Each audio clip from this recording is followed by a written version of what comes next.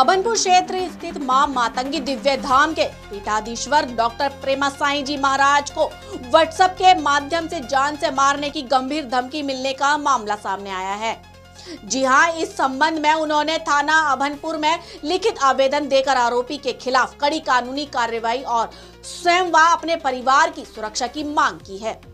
प्राप्त जनवरी के अनुसार डॉक्टर प्रेमा साई महाराज धर्म, समाज, लव जिहाद और धर्मांतरण जैसे मुद्दों पर लगातार मंचों के माध्यम से प्रवचन देते रहे हैं। वे समय समय पर हिंदू एकता शोभा यात्रा, हिंदू जगाओ शोभा यात्रा और दिव्य दरबार जैसे बड़े आयोजनों का भी संचालन करते रहे हैं, जिनमें हजारों श्रद्धालु शामिल होते हैं। आवेदन में उल्लेख किया गया है कि 10 अप्रैल 2026 को दोपहर करीब 12:40 पर जब वे अपने परिवार के साथ केरल में निजी यात्रा पर थे, उसी दौरान उनके व्हाट्सएप नंबर पर एक अज्ञात व्यक्ति द्वारा लगातार अश्लील गाली गलौज करते हुए जान से मारने की धमकी दी गई। आरोपी ने उन्हें ही नहीं बल्कि उनके पूरे परिवार को खत्म करने की धमकी दी। बताया जा रहा है कि संबंधित मोबाइल नंबर की जांच करने पर वह जम्मू कश्मीर क्षेत्र का प्रतीत हो रहा है और ट्रू कॉलर पर हिलाल बानी नाम प्रदर्शित हो रहा है।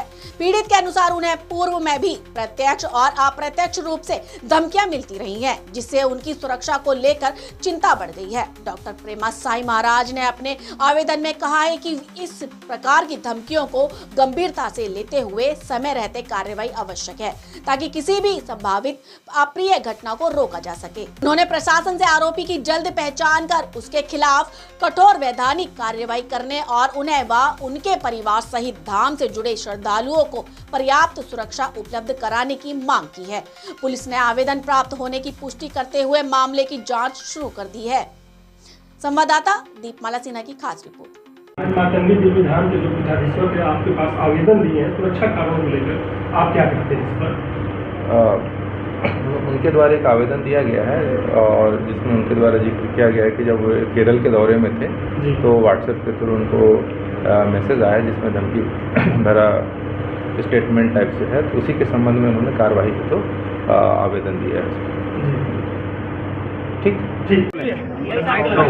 मैं 29 तारीख को परिवार के साथ निजी यात्रा पर केरल में था। केरल के लिए रवाना हुआ था अभनपुर से, और इसी दौरान 10 अप्रैल को मुझे एक व्हाट्सएप पर धमकी भरा मैसेज आता है जिसमें कहा जाता है कि प्रेमा साई तू मरने वाला है, मैं तेरी मौत बोल रहा हूँ, मैं तुझे मारने वाला हूँ, तुझे कोई बचा नहीं सकता, तेरे परिवार को भी ख़त्म कर दूँगा तेरे साथ।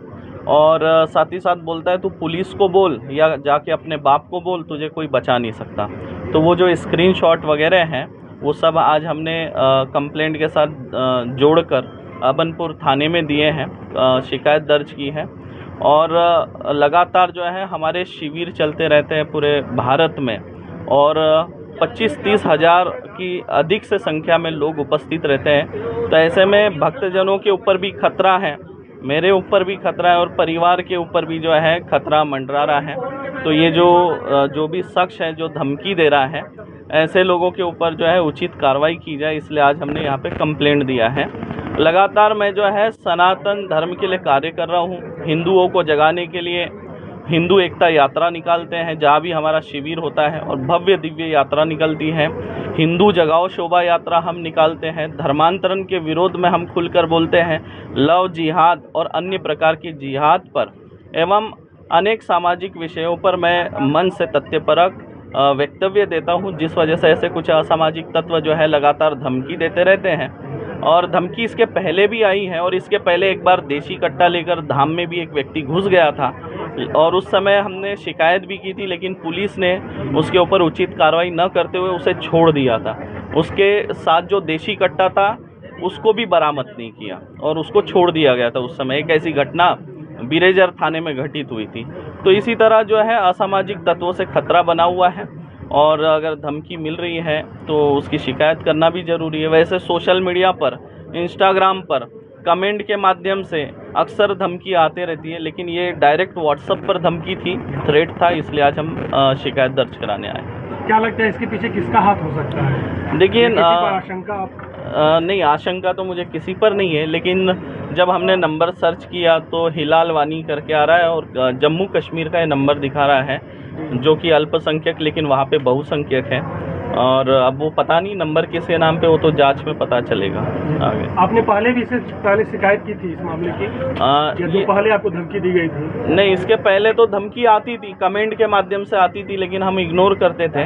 लेकिन इस बार डायरेक्ट व्हाट्सएप पर धमकी आई है, तो इसलिए हम लिखित शिकायत दे रहे हैं। सर, उचित कार्रवाई अगर नहीं होती तो उचित कार्रवाई होनी चाहिए, क्योंकि देखिए यहाँ पर भगवा ध्वज लेकर चलने वाली सरकार है और मुझे पूर्ण आशा है कि उचित कार्रवाई होगी।